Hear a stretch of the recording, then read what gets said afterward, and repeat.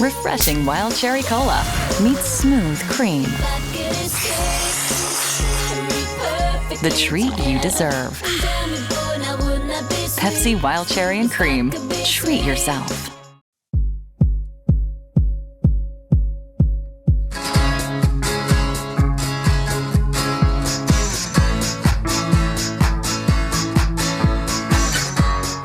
Hey, Holly. Hey, Dave. What's happening? We're on the What Difference Does It Make podcast. Dave, I think we may be bumping into a genius today. Well, we are bumping into a genius who has bumped into geniuses. Who are we talking about? We are talking today to Danny Goldberg, who has basically done it all, right? Yes, I will just read just a small paragraph of what Danny has done. He had a press pass to the Woodstock Festival, worked for Led Zeppelin from 1973 to 1976, first as their publicist and later as vice president of their record company. He managed Nirvana when Nevermind came out and Bonnie Raitt when she won 4 Grammys. He has done PR for Kiss and ELO, worked closely with Bruce Springsteen on the No Nukes movie, and at the peak of Fleetwood Mac's popularity, he helped launch Stevie Nicks' solo career. He was also president of Atlantic Records. You know, we talk about the music industry, how you kind of fall upwards. No, he's not falling.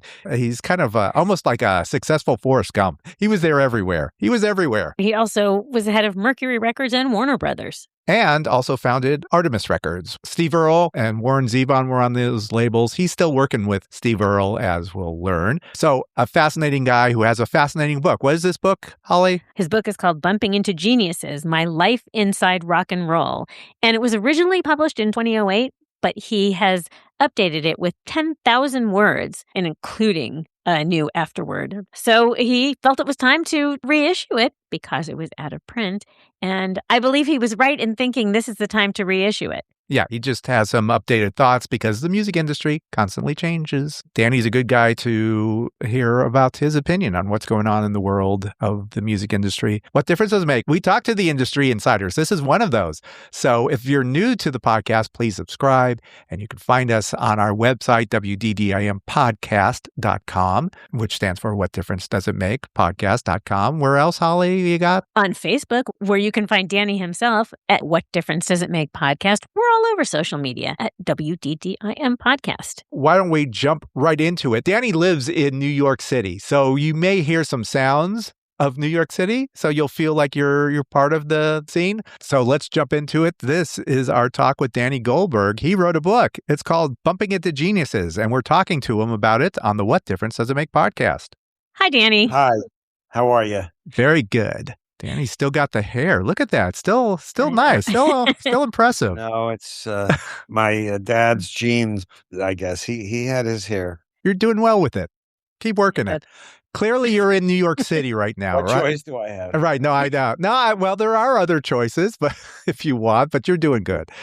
New York City, what are we hearing in the background? It's New York City, and I've got the windows closed, but occasionally there's a little street noise. Can you tell them to keep it down, please? Yeah. I mean, come on. Impossible. You're in the heart of Manhattan. Our office is, it's near Penn Station on West 35th Street. I live about an hour north of the city, surrounded by trees and deer, but for an office, it's more practical to have it in Manhattan. We were wondering about the walls. Normally, you would have gold records behind you.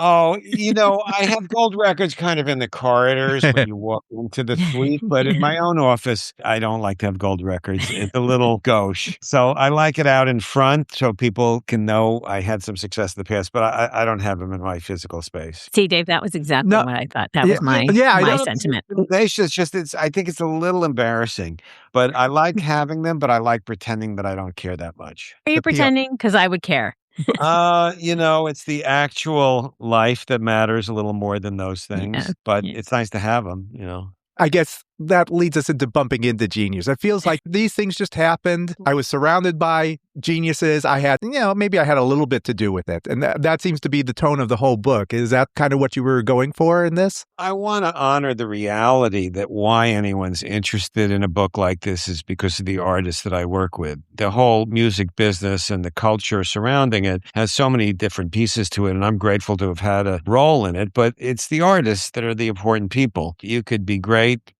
publicist or promotion man or manager or record executive, but if you don't have a great artist, you're not going to accomplish that much. So I just tried to be intellectually honest about it. I mean, I'm proud of what I did. Obviously, it's kind of an ego trip to write the book in the first place. So it's not that modest.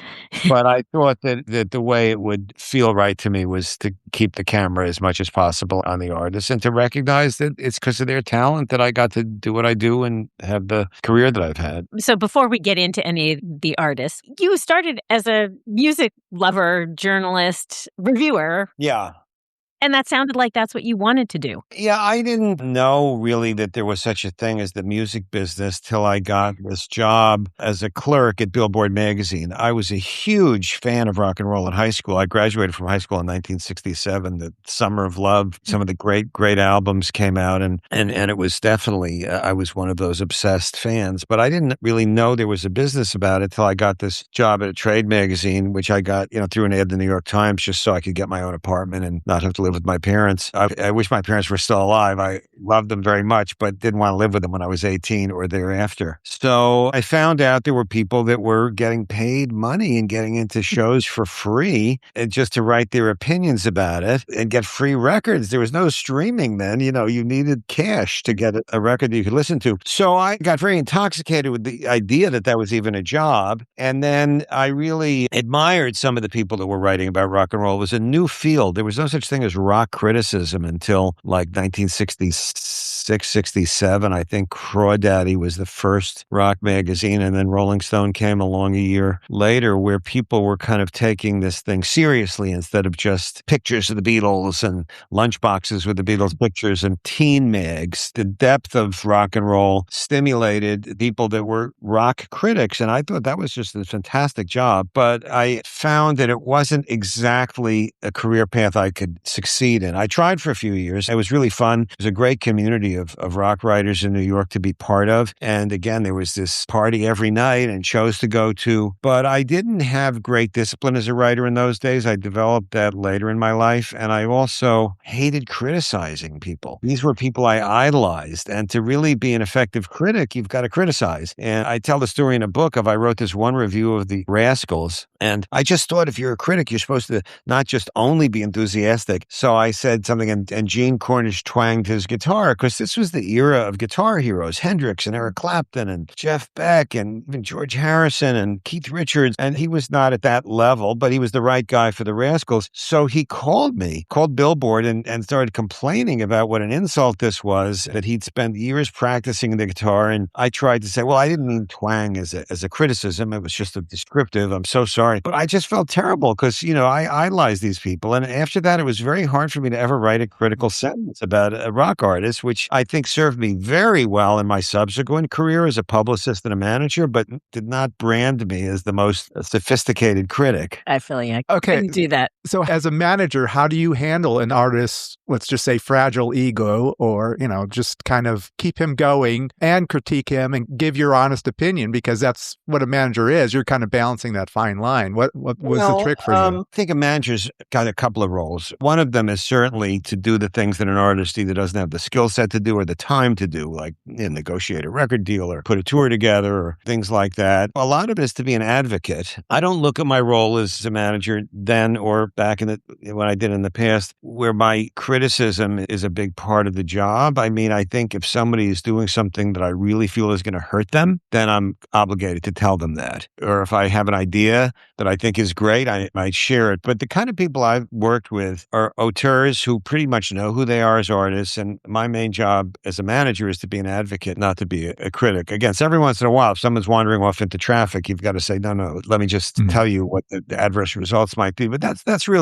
not the main gig. The main gig is to be an advocate and to do what they need you to do. And it varies widely from artist to artist. But there's a scene in the Dixie Chicks documentary, Shut Up and Sing, where the manager comes into the dressing room and they saw that there was all this criticism from England because Natalie Maines had said that she was against the Iraq war. And they say, oh, is this going to be a problem? And he says, oh, no, it'll blow over in a day, which any of us would have said before an act goes on stage. Of course, it didn't blow over and they were taken off country radio stations. They still have a terrific career now, the Chicks. You mainly want to be a positive force. That's the main job of a manager, not being a critic. Well, there's one scene in the book that was kind of with Bonnie Raitt. I mean, you managed her career and led her to just incredible heights. Prince wants to work with her. I could imagine at the time, like, this would be great for you. And how did you, like John Landau and Bruce Springsteen are kind of like a team. It sounded like you and Bonnie were kind of had that same dynamic. I had it with Bonnie, then I certainly have it with Steve Earle now and with Mike Scott of the Waterboys now and other people. And I thought, by the way, the depiction of that relationship in the Springsteen movie was very, very good. I thought that's the best depiction of a manager-artist relationship I've ever seen dramatized. But you were asking about Bonnie.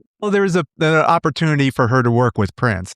In that situation, obviously, Prince was one of the great geniuses. People say I overuse that word, but it's certainly not overused if you're talking about Prince, that the music community produced in my lifetime. I got to meet him a couple of times and liked him a lot and admired him enormously from day one. There's no way of overstating how brilliant he is. But at the time when the query came in, I doubted that it was a good idea based on my notion of Bonnie's artistry. But she, of course, was very excited to meet him and to give it a try. So in that instance, I sort of kept my reservations to myself. And she did record a few tracks with him, and they weren't great because they weren't Bonnie Raitt tracks. They were Prince tracks. And anybody could have been singing it. And she recognized that, and Prince probably did too. So it didn't work out. So there's that few weeks where, this might be the direction Bonnie Raitt goes in. And, when you're a manager, again, you're in the passenger seat of the career. You're not the driver. Obviously, what she ended up doing was working with Don Was as a producer. First album he ever produced, by the way. And Nick of Time won the Grammy for Best Album, and it transformed her career. So not doing it with Prince was the right thing for her. But it was an interesting moment because if it was going to go that way, we're going to cheerlead for it. And she made the decision. She made all of her decisions. She's a very strong-minded, brilliant person. But I was happy to say I talked to her over the summer when I was writing the additional material for the book and just getting her perspective on what it's like being in your late 70s doing a job she started doing in her 20s. And it's one of my favorite parts of the new material in the book is that conversation I had with her. Can we go to Led Zeppelin? Sure. Everybody wants to talk about Zeppelin. Yeah, of course. It keeps on giving, Yeah. Well, talking about you too, not the band. It was early in your PR career. Had you balanced the excesses of this band, you're traveling around with this band, you're still kind of finding your place, right? Oh, yeah. I was 22 when I first started doing PR for Zeppelin and 25 when I stopped. So it was my early 20s. Well, first of all, at that time in my life, my drug years were in the rearview mirror. I had done a lot of drugs in high school. I'm no prude. I did anything I could get my hands on. But by the time I was working, I was a club soda and lime guy. Not to do them a favor, but that's just who I needed to be as a person. So I was not living a life of excess. I was on a learning curve in terms of what it was like to represent such a big band and to have that role and to get to know them and their manager and what their expectations were. So that was a learning curve that continued until I stopped working for them. And there was definitely a period where there was a lot of cocaine around. And of course, as widely documented, a lot of young women who want to be the band members and so on. But I was mostly focused on what my job was. And it was just, I just wanted to do a good job. I just wanted them to like me. I wanted them to accomplish my notion of what a publicist did. And I mainly wanted them to think I was doing a good job. That was what I was thinking about. So there were some unusual moments, when people were stoned. A couple of them I document in the book. But I was on tour to do a job, and they didn't expect me or particularly want me staying up till 4 a.m. And the thing with Zeppelin, although they certainly enjoyed the rock and roll lifestyle, their priority was doing good shows. The two are not mutually exclusive, but they are very serious about the sound. They did long, detailed sound checks. If Jimmy hurt his finger or Robert had a sore throat, they changed the set around. And John Bonham was obsessed with his sound. He would often do his own sound checks before the rest of the band. So I wanted to kind of be honest about the more colorful moments. It's not a sensationalistic book. Obviously, again, there was sex and drugs and some crazy behavior, but they're the biggest band in the world because they were a great band, not because of their other behavior. And it took a fair amount of work on their part to stay that good. Yeah, the balance, because we've seen so many go off the rails. Well, obviously, John Bonham died, so that's all the way off the rails. But the other guys really are in good shape today.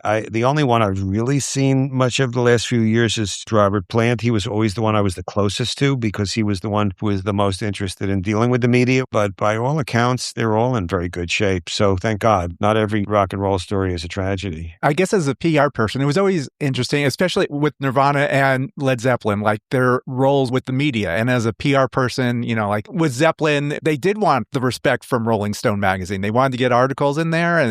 Went through with Rolling Stone and specifically went through a few different phases. The thing is with Zeppelin, when they released their first album, I think it was 69, the rock press that then existed that I had been so anxious to be a part of did not give them good press. The people that were writing the reviews and doing the articles for magazines like Rolling Stone, as well as their counterparts in the UK like Melody Maker and New Musical Express, were in their late 20s or early 30s. They were at least 10 years older than the audience for Led Zeppelin. They had grown up where Eric Clapton was the guitar king and Jimi Hendrix was, and the Stones and the Beatles were up court and Dylan on Mount Rushmore. And Zeppelin didn't get good press. Zeppelin also became successful in the United States, and that was my concern was the U.S. I only did press for them in the United States. Radio had emerged, rock radio, which hadn't existed when Dylan and the Stones and the Beatles and Cream all emerged into the culture. By the end of the 60s, every city had a underground rock station, and Zeppelin's first album was immediately successful because of those radio stations, not because of the press. So not only were they not getting good reviews, they didn't need the press. They went very quickly to being an arena headliner. And so, the attitude that they had developed the first few years of the career was if the press was going to have contempt for them, they were going to have contempt for the press. But I got involved when they were about to release their fifth album, Houses of the Holy. And at that point, they decided they'd climbed every other mountain. They were the best-selling rock band in the world in terms of both ticket sales and records. And they had noticed the Rolling Stones had done a tour the year before that got a massive amount of media exposure. The great writer Truman Capote had gone on the road with them, and I think their competitive juices were such that they wanted to be successful in that arena too. So they hired the company I worked for, and I was the young guy with long hair that understood the rock world. So after the first meeting, I was the only one at the PR company that dealt with Zeppelin. Initially, in 1973, Houses of the Holy comes out, and the review in Rolling Stone says, limp blim. Houses of the Holy, to me, is such a gorgeous album.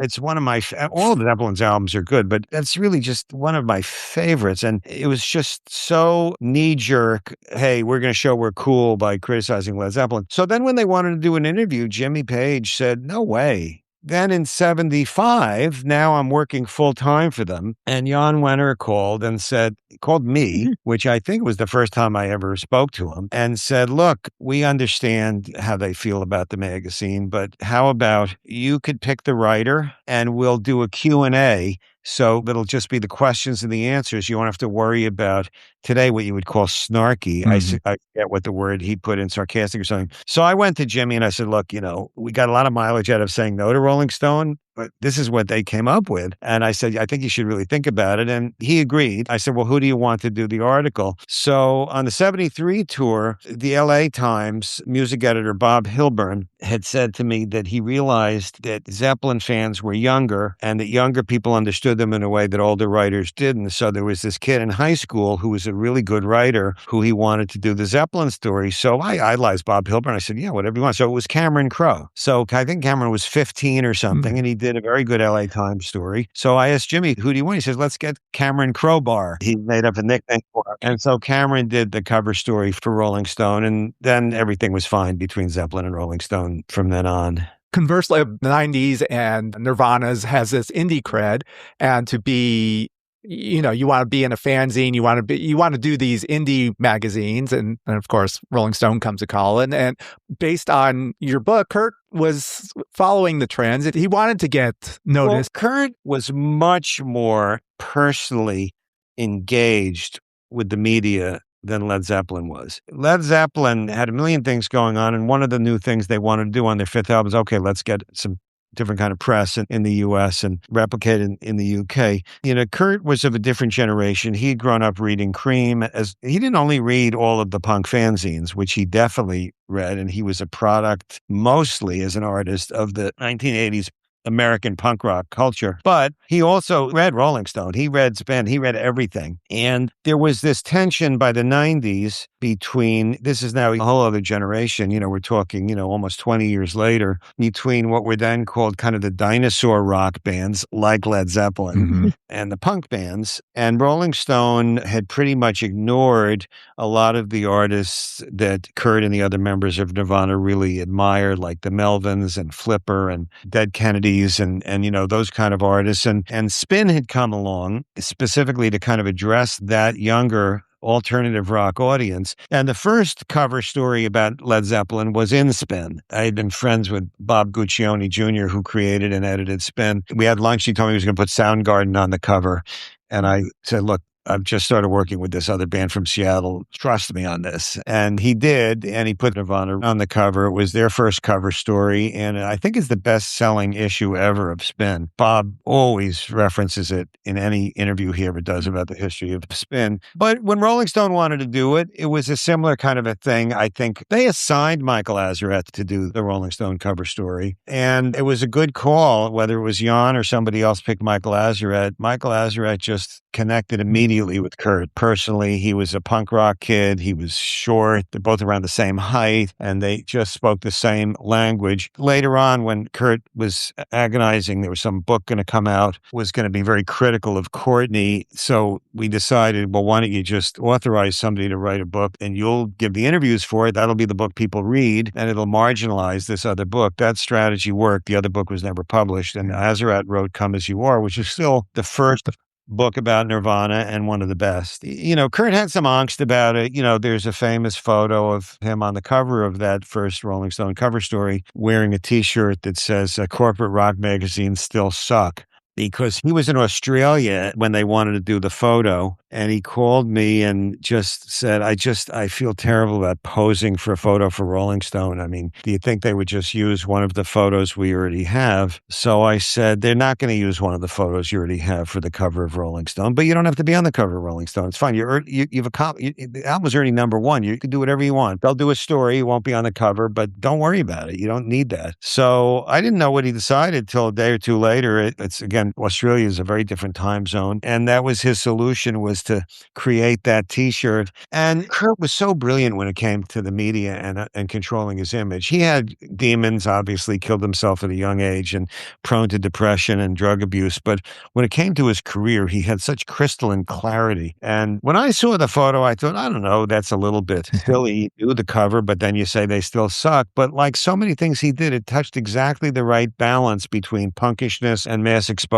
And it's one of the iconic pictures of him, of the band, is that picture with him wearing that T-shirt. And that was typical. He was very sophisticated about dealing with the media, the most sophisticated person I ever worked with in terms of understanding how to project an image. You told a story about Kurt, and maybe this is more known, but I did not know about having his records in Walmart. Yeah. It opened my eyes a lot to him. Nevermind was the big album that had Smells Like Teen Spirit that made them an international band. And then the follow-up album was called In Utero, and there was a lot of pressure psychologically. How are you going to follow Nevermind? In my opinion, he did an amazing job. I say Kurt, not to disparage Chris Novoselic or Dave Grohl, two brilliant people, and the three of them were Nirvana. But Kurt did write all the songs, played lead guitar, sung, designed the album covers, storyboarded the videos, and made all the decisions. That's just a fact. Yeah.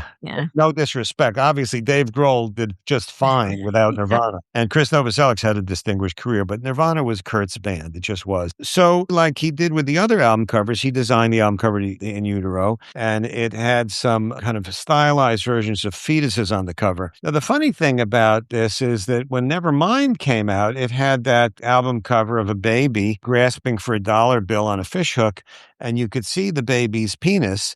And we were thinking, gee, there might be some stores that wouldn't like that, and trying to think how we would react to that. We never got any pushback on the Nevermind album cover. But In Utero, when Geffen Records delivered it for the solicitations, Walmart, And I think Kmart then said the same thing, but Walmart was the one which said that they would not sell it with that cover. And they asked if the album could be made available with a different cover, which seems kind of presumptuous. But Walmart, obviously biggest retailer in the United States. And at that time, they sold more records than any other chain in the United States, even though they weren't a record store. Just they were so ubiquitous as a retailer. So Geffen sales department, of course, didn't want to give up those sales, hundreds of thousands of records. A part of my shtick in the 90s was I was Mr. Free Speech for musicians. I was the chair of the local ACOU, and I had debated Tipper Gore, and I was an ardent free speech advocate. And I also was a believer that Nirvana had reached the apex of their career and didn't have to play by music business rules. I was thinking of the way Peter Grant had handled Led Zeppelin. And so I called Kurt and said, look, man, this is what Walmart says. Geffen would like you to do it, but fuck them. You don't have to do that. Do whatever you want. People will find your record. If it's not a Walmart, they'll find it somewhere else. Because I'm trying to anticipate his offense at his cover being rejected and show him right away, man, I'm with you. And he interrupted me and he says, Danny, when I was a kid, I bought my records at Walmart. That was the only store that was in driving distance of where we lived. And I want kids like me to be able to get my records. So yeah, it's fine, but we'll do a different cover. And I forget what the alternative Walmart cover was to In Utero, but it came out about 4 to 6 weeks later. So it impacted the initial chart position, but Nirvana fans were able to get the record at Walmart because of that. And he even changed, I guess one of the songs. Song title, Rape Me went to Waif Me, if I believe. Yeah. Which he didn't change the lyric on the music. They didn't care about the music. They just cared about the packaging because they didn't want to get complaints from parents in that time. So he didn't change the song, but he changed for the album cover, the title, and he didn't complain about it at all. He wanted his music available to anyone who wanted it. He saw himself in Nirvana fans. He imagined what he would have been like at 14 or 15. That just goes to the complexity of his vision. Because people know the stories about Kurt and Courtney, but stuff like this is different. Well, the analogous story, and I forget if this is in Bumping Into Geniuses, because I did write a book just about working with Kurt called Serving the Servant, which came out after the original version of Bumping Into Geniuses. But when Nevermind came out, there was a promotion guy there whose specialty was heavy metal. And there were stations then that just played metal. And Rosie was his nickname, John Rosenfelder. He's a great guy. Great guy. Oh, he's the best. The best. So he was like, hey, man, I think I can get this played on metal. I said, really? Metal? It was so opposite to punk. Punk fans and metal fans were like the Sharks and the Jets in West Side Story. That they did not get along. But Kurt himself could like metal. He could enjoy metal music, Black Sabbath or AC/DC. He didn't like the misogyny of the lyrics, but the music, he understood that music and he liked that music. But he also, his primary loyalty and core identity was as a punk to the punk community.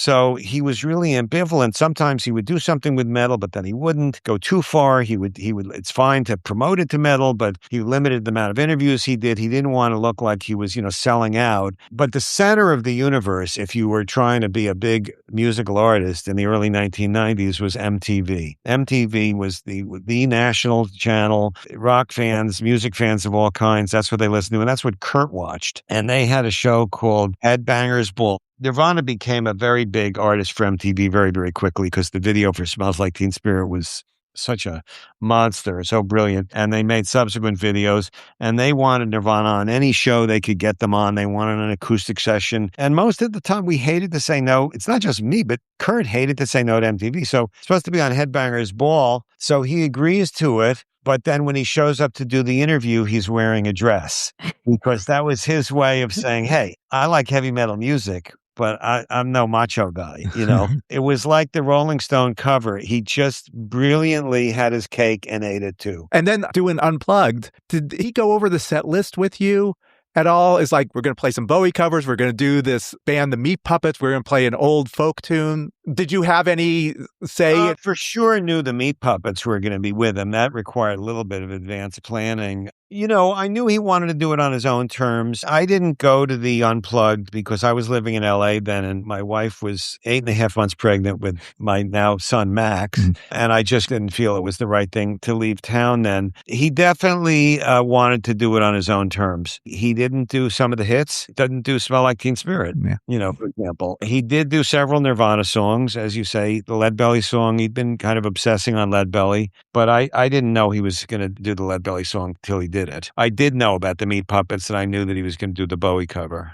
Like, you do what you got to do. And there was no pushback from MTV. They're like, you can do whatever you want to do. Nirvana. Yeah, they said, oh, we're used to this. I said, well, he's not doing it. Okay. Nirvana was big enough. So I think somebody in one of the early conversations took a shot at imposing the way other artists had done Unplugged, but they knew Nirvana was one of their biggest acts, and they went with it. And it ended up, again, being one of the most successful Unplugged, and the Unplugged album, of course, came out posthumously shortly after Kurt died. It's a great album. It stands up to the 3 studio albums of Nirvana very, very well. And there are people who that's how they got to know Nirvana, was through the Unplugged album. He always wanted to do something creative. He didn't like repeating himself. He understood what the fans wanted, but he always wanted to take it one step further so it didn't become stagnant.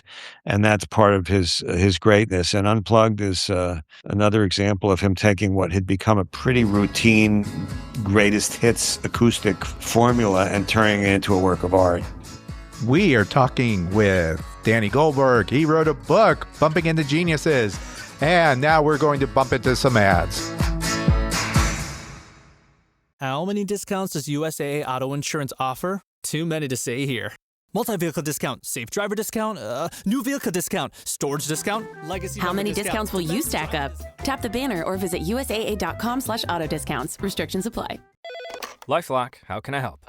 The IRS said I filed my return, but I haven't. 1 in 4 tax-paying Americans has paid the price of identity fraud. What do I do? My refund, though. I'm freaking out. Don't worry, I can fix this. LifeLock fixes identity theft guaranteed and gets your money back with up to $3 million in coverage. I'm so relieved. No problem. I'll be with you every step of the way. 1 in 4 was a fraud-paying American. Not anymore. Save up to 40% your first year. Visit LifeLock.com/podcast. Terms apply. Go further with the American Express Business Gold Card. Earn 3 times membership rewards points on flights and prepaid hotels when you book through AmexTravel.com. Whether your destination is a business conference or a client meeting, your purchases will help you earn more points for future trips. Experience more on your travels with Amex Business Gold. Terms apply. Learn more at americanexpress.com/business-gold. Amex Business Gold Card. Built for business by American Express.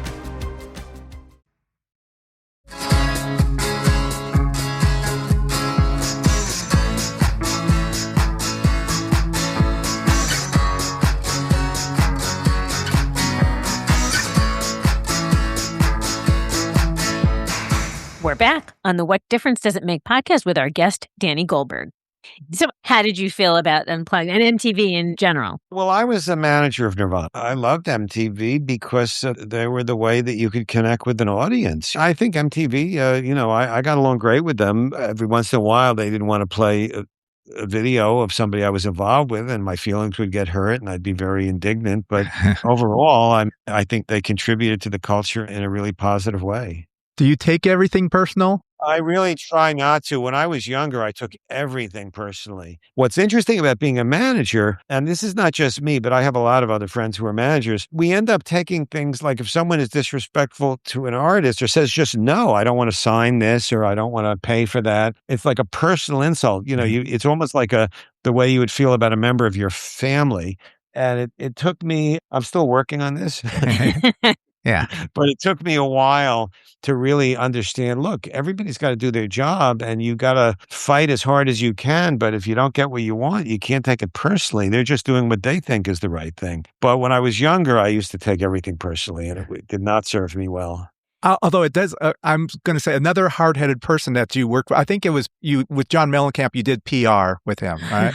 No. John Mellencamp, after the management company, I went and got a job at Atlantic Records. And then for the next 10 years or so, I was no longer a manager. I was a record executive. The biggest job I had as a record executive was chairman of what we called the Mercury Records Group, which was the biggest division of Polygram, and which the last year that I ran it, which I think was either 1999 or 2000, had the #1 market share of any label, even bigger than Columbia or Warner Brothers. And Mellencamp, who I have tremendous respect for as an artist, but I didn't sign Mellencamp. He was already with the label for years and had all his biggest hits with there. And he had been used to being treated like their biggest artist. But as happens with careers, he was no longer anywhere as big as he had been. And it was a rude awakening for him. And I, unfortunately, had the job as the record company president of kind of being the messenger to tell him that the marketplace was not giving him a top 10 single.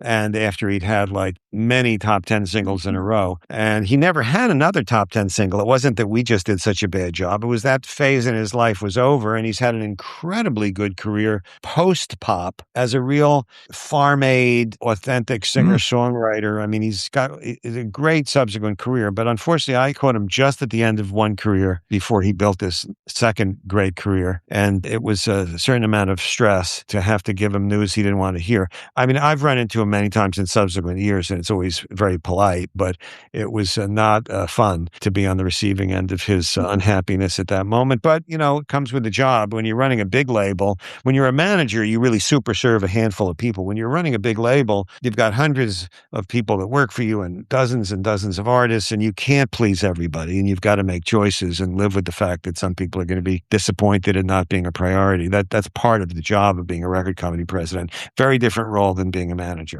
A lot of these artists had that same thing, like Mellencamp, so Bonnie Raitt, and then Warren Zevon. Well, I got, with Bonnie and Warren, I got the good side of it is I was the person who worked with them for their comebacks, and that's exhilarating. But both of them, incredibly great artists. Warren, unfortunately, left us way too early from cancer. They're two of the favorite people I've ever gotten to work with, and I was lucky enough to work with each of them at a pivotal time in their career. I love the amount of time you spent on Warren in the book. Part of it is when I wrote the book, that was very fresh in my memory. And part of it was I just felt he kind of deserved it because he had not gotten quite as much attention as Zeppelin or Nirvana had in his career. And part of it was I was just so inspired by the ability to work with him, particularly during the last year of his life. It just, I had more emotion connected to that for various reasons. But that emotion has not subsided. I still listen to his music sometimes. He's one of the greatest lyricists ever. His peers think that way. I mean, Bob Dylan in his book about the great American songs has a couple of pages about Warren Zevon. After Warren died, I had this label called Artemis Records that put out the last 3 albums of Warren's career. And after he died, we did a tribute album of different artists doing his songs. And the artists were Bruce Springsteen, Bob Dylan, Jackson Browne, Adam Sandler did Werewolves of London. Everybody wanted to do a Warren Zevon song. And it's, other than Bob Dylan and Leonard Cohen, not that many songwriters you can think of that would attract that level of people wanting to do their songs. And then also David Letterman, he had this special relationship. Were you in the audience when he did the full show with Warren? I was there, and I can't remember if I was standing on the side of the stage or in the audience, but I was definitely there. I went there with him, and David Letterman, he knew longer than he knew me. Warren had ups and downs in his career, and when I signed him to Artemis, he'd been without a record deal for 4 or 5 years. He'd had that big hit with Werewolves of London and a couple of big songs like Lawyers, Guns, and Money, but then he had his own issues with drugs, and then when he got sober, and he was sober the last at least 10 years of his life, the opportunities were not as great for him in the record business. But Letterman loved him, and Letterman would have him on every year a few times, whether he had a new record or not. And he would also give him these other perks, like, Paul Schaefer was the musical director of Letterman's band. So if he went on vacation, Warren would come in as the sort of guest band leader. Yeah, Letterman was a huge supporter of Warren's career. I've never really heard of another TV producer or host having that kind of a relationship with an artist. And when Warren knew he was dying, he went on Letterman's show, and Letterman gave him the entire hour, which Letterman had only done one other time in the history of the Letterman show, and that was for then Vice President Al Gore. It's on YouTube. I mean, you can see this interview, and Warren did several songs on the show. It's one of the most emotional and riveting pieces of television. Remember afterwards, we were both in tears. We knew it in the moment how special it was. I was there for that. I still use the quote, enjoy every sandwich. I use that line every time. He came up with that. I mean, I talked to Warren on a pretty regular basis, and he was an incredibly gifted phrase maker. I mean, having a conversation with Warren Zevon was like his lyrics. He never uttered a cliche or ordinary sentence. He was just unbelievably erudite, articulate, and inventive. I certainly had different conversations with him about the fact that he was dying. He was at least 6 months into, since he knew he was terminal. instrumental. And as far as I know, he came up with that on the spot. I never heard him say it before. And that's what we called the tribute album, was Enjoy Every Sandwich. Yeah, well, Letterman said, you're going through something we're all going to have to go through. Any advice? And he says, just enjoy every sandwich. And it was like, but he was that guy. Yeah. He had that brain. Jackson Browne said on more than one occasion Warren was the best songwriter of all of them. And when Jackson said all of them, that included the Eagles and him and Joni Mitchell and all the Southern California ones. And Jackson Browne himself, no slouch as a songwriter, always believed that about Warren.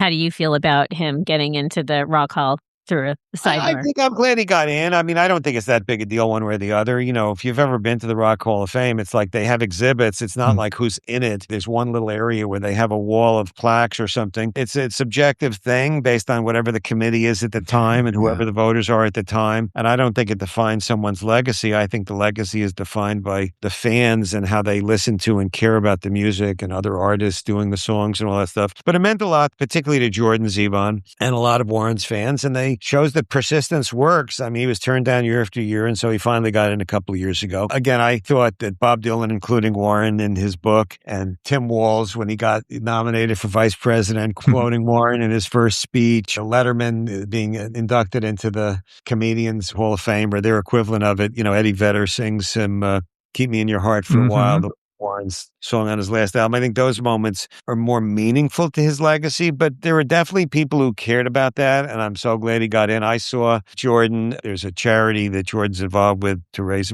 awareness about mesothelioma, the kind of, I can't pronounce it right, the kind of cancer that killed Warren, and I sat with him at a dinner for that thing. I mean, it meant a lot to his kids, so it meant a lot to me. Again, personally, I got nothing against the Rock Hall of Fame. I'm glad it exists. I don't think it defines legacy, though. I think the music defines the legacy. We haven't talked Stevie Nicks yet, and I am curious about this Rhiannon movie, the music, like you have it somewhere. What's going on with all this? Oh, I think I don't have it anywhere that I know of. I'm not very good at keeping things. I wish I had kept things more. It would have been worth all these different artists I work with. Some of the accoutrements would have been worth a lot of money. Those were the days of cassettes. But I think she released some of them on one of her best of albums or bonus tracks. I think they all eventually came out. Rhiannon was the song that made her a star. When she joined Fleetwood Mac, they'd been around for many years. They're English blues band, some very good musicians in it, never had hits. And on that first album, which was just called Fleetwood Mac, her song Rhiannon was the first hit. And I met her shortly after Rumors came out, the subsequent record. And I loved Rhiannon. I thought it was such a weird idea for a song. It's like a Zevon lyric, or it's not like a Moon, June, Spoon type of a lyric. And just the audacity, and then to turn it into a hit and to have it be a signature. And I think she had some notion. I was so excited to meet her. They were the biggest band in America then, probably the world. And she had been dating a friend of mine named Paul Fishkin, who ran Bearsville Records. And he was my best friend in those days. We're still pretty good friends. I talked to him for the new edition of the book. So he introduced me to her. And somehow this idea of a movie based on Rhiannon came up because Rhiannon, she didn't invent the character Rhiannon. Rhiannon is a character in Welsh mythology. There's books about those myths. And there had been an American writer who had kind of popularized the myths named Evangeline Walton, who also lived in Arizona where Stevie came from. Maybe that's how she'd come across these books. And so I was just trying to think of any way to get into Stevie Nicks's career. She was such a big star. She was kind of ignored by the people that managed Fleetwood Mac, except for her role as a member of Fleetwood Mac. They were not proponents of a Stevie Nicks career, which created a great opportunity for me and Paul. We were the champions of the Stevie Nicks career. Now it's so obvious. She's such an icon and so influential on people from Taylor Swift to Courtney Love. But at the time, the people in the record, at the Warner Brothers and the business didn't get quite how talented she was. They thought she's a member of a band and didn't know she could make it. So the first year I knew her, I just tried to get a movie developed or made based on this mythology of Rhiannon. We got the rights to these books for like nothing. There was no bidding war for the rights to the Rhiannon books. And she had these other songs. She wrote at least 3 other songs based on the character Rhiannon. And we got a deal at United Artists Pictures, and a screenwriter named Paul Myersberg, who had written the screenplay to the film The Man Who Fell to Earth that starred David Bowie, wrote it, and it was not good enough to have anyone want to make a movie. But the fact that I at least had gotten any kind of a deal means I was in business with Stevie Nicks, Yeah. and used that. And then Paul and I realized when she was so unhappy with the limitations on her as a member of the band that she had all these other songs she wanted to do, particularly after they wouldn't include her song Silver Springs on Rumors. It just infuriated her and she wanted an outlet, and we were able to help her. And she, of course, helped us. We put together this label called Modern Records that she owned a part of, and it put out her first several solo albums, the first of which, Belladonna, went to #1. But the Rhiannon movie idea, was a non-starter, unfortunately, but at least it was fun immersing myself in Welsh mythology, and it was an opportunity to get to know her. And that was my entry into the Stevie Nicks business, even though the film didn't see the light of day. Out of it came the label that did create her solo career. Just the mention of the song Silver Spring. I love that song so much. I get teary. Me too. When I was talking to Fishkin, both of us are in our 70s, and we spoke over the summer and just remembering this is now 40 years after, more than 40 years later. Yeah. All of the angst about that. And he sent me this clip from YouTube of her doing Silver Springs live. And we both were just like proud grandparents or something. Just so, she won, she made her point. That's now one of her famous songs. It was an outfit. They would not include it on the record, but again, created great opportunity for me. Yeah, they stuck it on the B-side of one of their singles, wasn't that initially? Yeah. She was not amused. Again, I'm grateful to them for that. If they had treated her better, she wouldn't have needed outside help. And if it wasn't for you, she would not be in the Rock and Roll Hall of Fame, I think, because you helped her. I don't believe that's true. She was destined to be who she is. Sure. But she was so nice. When she was inducted into the Rock and Roll Hall of Fame, she invited me and Paul to sit with her at her table.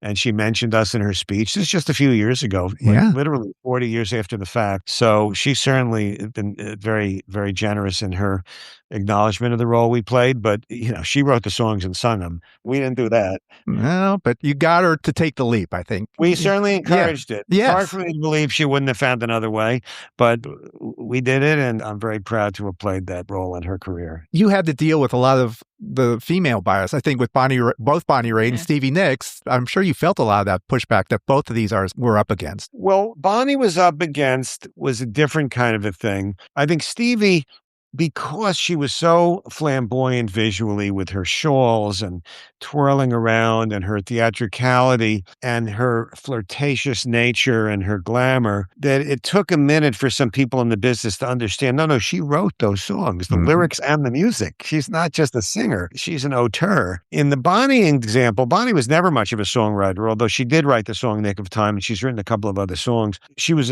one of the great singers, but she was getting close to 40, and the sort of bias about women getting older, I think, was part of what made it hard to get Bonnie a record deal when we first worked with her. But thank God we found somebody that would put out the record, and that ended up being Nick of Time, and she's never had to worry about anything professionally since then. But I've worked with a lot of women in my career, Belinda Carlisle and Pat Benatar and quite a few others. Just lucky, I guess.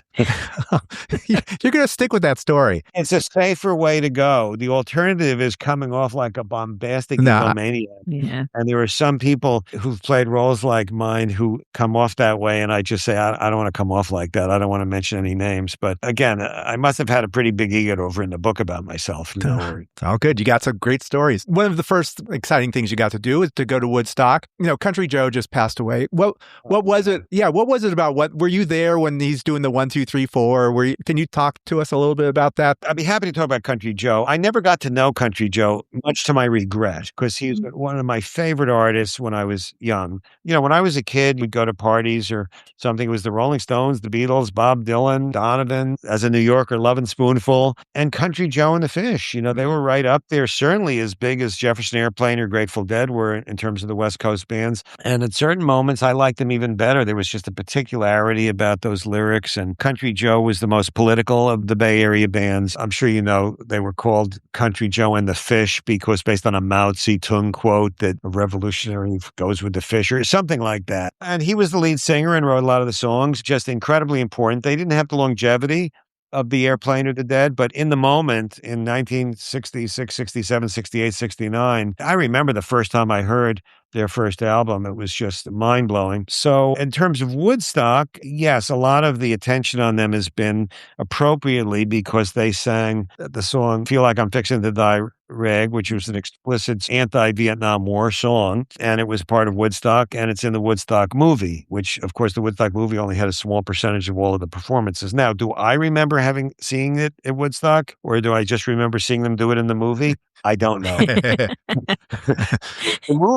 Woodstock movie, I think is a terrific movie. I felt that at the time. I was at Woodstock, but I mean, I had a hotel room. I had a press pass. So a lot of people were sleeping in the mud in a sleeping bag. I came with a clean shirt. They thought I didn't know if I was a narc or who I was. But there was a small group of us that had hotel rooms, and I'd get tired, and I didn't see every single performance in all 3 days of Woodstock. Some of them I remember vividly. I remember Santana vividly. I remember Johnny Winter vividly. I do remember Hendrix. I can't remember because the movie made such an impression. The movie comes out a year later, and it's one of the best rock movies to this day. I think it's in the top 10, maybe top 5 rock movies. But that song was certainly part of my teenage years. It had that sarcasm and intensity and uncompromising anti-war feeling that usually associated with the folkies like Phil Oakes. I think Country Joe was the only rock band. I mean, the Airplane could be pretty political too on a song like Volunteers, but Fixin' to Die Rag was like in your face against this war at a time when that was a big issue. I'm against almost all wars, including the current one, but that war affected young men differently because there was still a draft. I got to write a pretty long piece for Billboard about it. It was the only cover story I ever wrote. And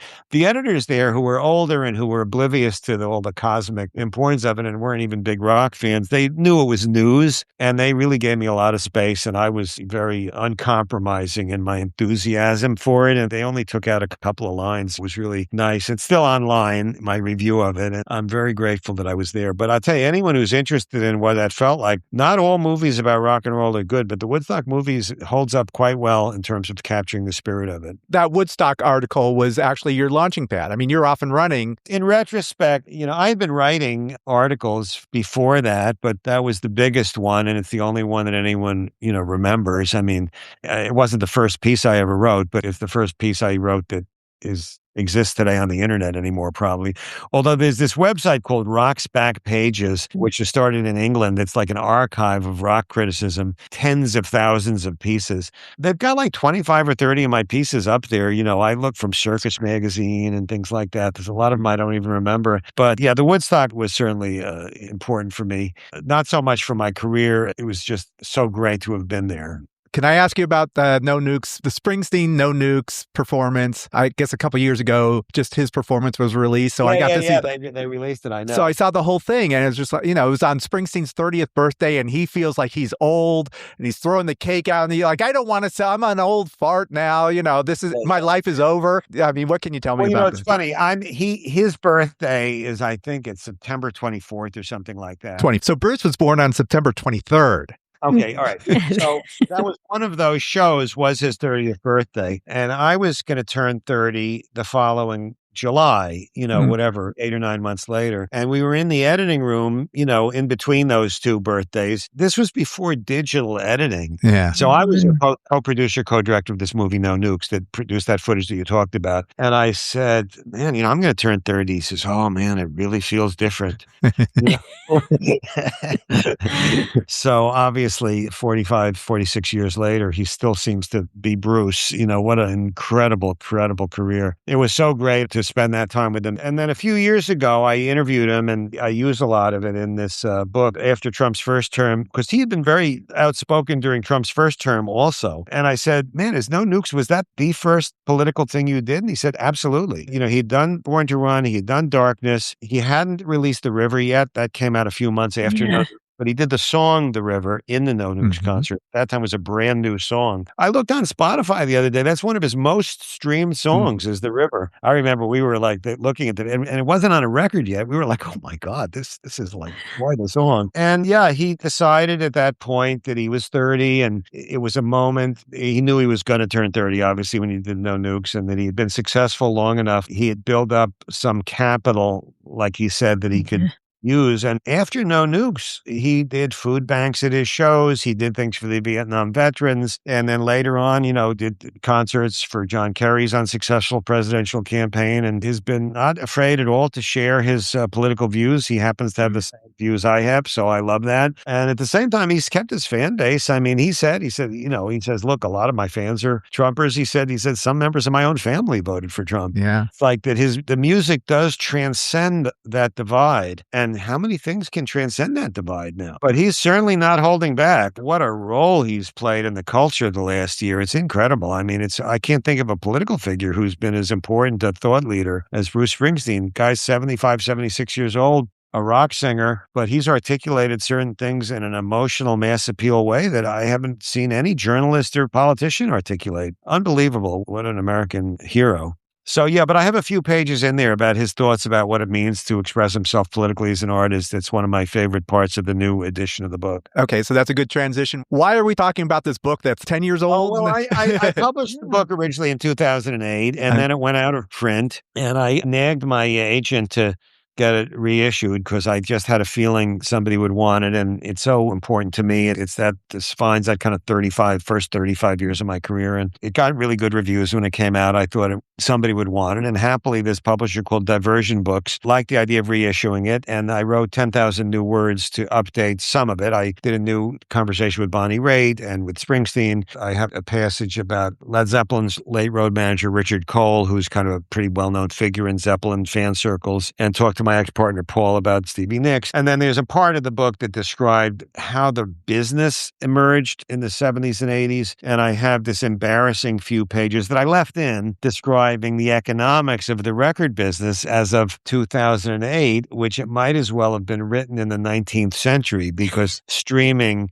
and digitization has so radically transformed the recorded music business. There's no more Tower Records and so on and so forth. So I talked to some people as voices to explain, okay, well, that part is outdated now, and here's kind of as of 2025, when I delivered the book, what it looks like. And of course, it's a moving train. Everybody I spoke to 2025 said, all right, we'll tell you what it is today, but with AI coming 5 years from now, it's going to be different again. But it's at least a snapshot from a 2025 standpoint compared to 2008 of the economics of the record business. So yeah, it's part of making a book kind of valid if you're reissuing it. I've seen this before where people add some new material for a reissue, and I really wanted to do it, and it was fun. That was my project last summer, was writing that extra 10,000 words. So I'm really grateful. It just published this day that we're talking is actually the pub date of the reissue. Congratulations. All right. Yes, congratulations. Oh, yeah. Book. That's right. Books still come out on Tuesdays. It's Tuesdays. Yeah. Tuesdays. New music. Yeah. Old school. Yeah. Music Not like the Tuesday. publishing business. I know. All right. All right. So you're in the office. What are you working on today? What's on the agenda? Well, I still have a management company, and the client I've worked with the longest is Steve Earle. And Steve has a show Friday night at the Gramercy Theater, and that's kicking off. He's going to do a summer tour doing 50 years of his songs. And he's also someone like me that has strong political views. He, by coincidence, the same year that Bumping Into Geniuses came out, he released an album called Washington Square Serenade, which he wrote the year that he moved to New York City. And he has a song on there called City of Immigrants. We came up with this idea to do a new video of an old song because City of Immigrants celebrates immigration and celebrates particularly New York, but generally speaking. The micromanaging the details around the creation of that City of Immigrants video is certainly one thing that's occupying my time this week, and dealing with the guest list and who gets to come backstage before the show and who only comes back after the show. Those kind of things is what I'm dealing with relative to Steve Earle today. Love it. There's a quote in the book, Steve Earle quote, Michelangelo didn't love the Pope's politics. He just needed a ceiling. Yeah. Steve Earle is unbelievably good at giving quotes. He's another, like Zevon, he's an artist all the time, not just when he writes a song. And that was referring to people complaining about artists licensing their music to commercials. And Steve has not had the commercial apex of a Dylan or a Springsteen where he doesn't have to think about money. He's okay. He owns his apartment and he's got some money, but he's been through quite a few divorces. And so Chevy licensed his song, The Revolution Starts Now, which was the title song of an album we put out on Artemis. And there were some lefties on the internet internet who complained that it was selling out. And he said, hey, man, first of all, I got to make a living. And secondly, artists have always had to deal with what other people want to get their art out. And he gave that quote, Michelangelo didn't love the Pope's politics. He just needed a ceiling to paint. But it's true. I mean, music, you go back to that movie Amadeus, and Mozart has to suck up to royalty to be able to be Mozart. And then you have the period in the 30s and 40s when organized crime controlled a lot of the exposure vehicles for artists. And then you had radio stations controlling access and MTV. And the artists, to me, like a hermit crab. The art goes on, but it finds different ways of connecting with an audience. But no one ever said that more succinctly and eloquently than Steve did. Yeah.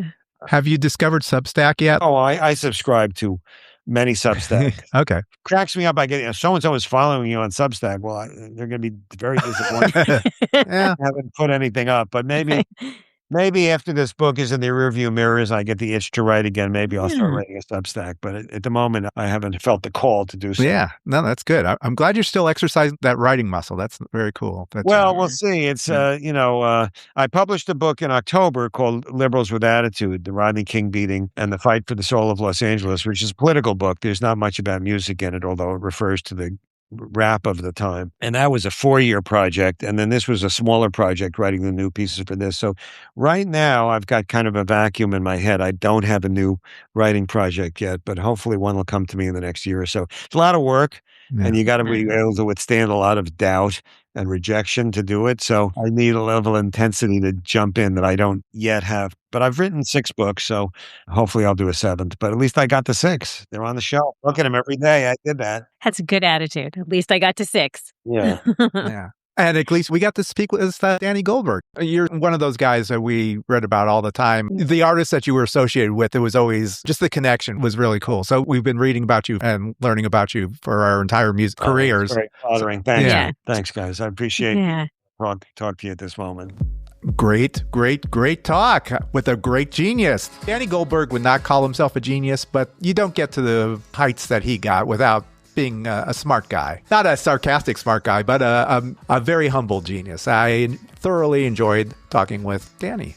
We love getting the stories from Danny, and also about the music business in general. He has good insight. He's passionate about it. He loves music. That's why he does this. And he still has his Gold Village Entertainment, his management company. Well, like the musicians don't retire, and music executives are still executing those executive decisions. Really wonderful guy, and we love the book. If you like reading about artists and understand what artists think about, what concerns them, why decisions are being made, this book is for you. If you liked what you heard, please subscribe to What Difference Does It Make? And you could find us on social media somewhere. Where would that be? Check us out on YouTube at What Difference Does It Make podcast, where you'll find clips of this chat with Danny and many, many others. And also on other social media at WDDIM podcast. Yeah, TikTok. See us. Check it out. Also, we have a monthly newsletter, which you can sign up for on our website, which is WDDIMpodcast.com. That stands for What Difference Does It Make? Podcast.com. So it's the time where we wrap things up and say goodnight so we can have a new episode, which comes out. New episodes come out every Friday. So until that time, this is Dave. This is Holly. Check you later. Over and out.